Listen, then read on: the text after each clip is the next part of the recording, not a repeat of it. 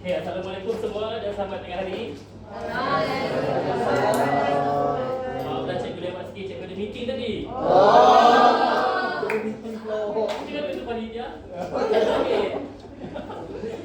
Okey, semua sihat hari ni? Sihat. Makan? Belum. Puasa ke? Lapar. Okey. Lepas ni pergi makan. Okey, kerja sekolah minggu lepas cikgu bagi. Dah siap belum? Dah. Nanti ketua kelas tolong Amira, tolong kutip lepas kelas saya. Okey, so siapa yang tak siap, nanti Amira tolong tulis nama. Okey. Okey, cikgu ada benda nak tunjuk. Teka apa benda dalam ni, cuba tengok apa benda. Jari. Jam ni.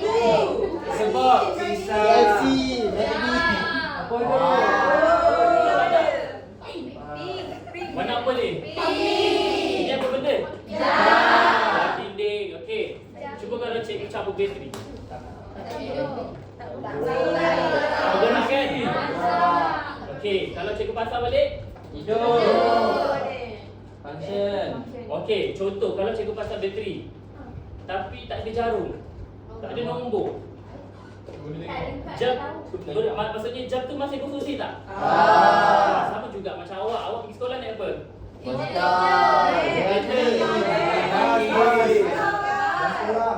tak mandi ni pergi sekolah? Mandi tak mandi ke? Okay, contoh kalau ada yang tak mandi, boleh pergi sekolah tak? Okey, kalau tak mandi tu, selesa tak? Lengkap tak? Biasa je. Biasa je. Okey, dah mandi-mandi ni, dah smart-smart.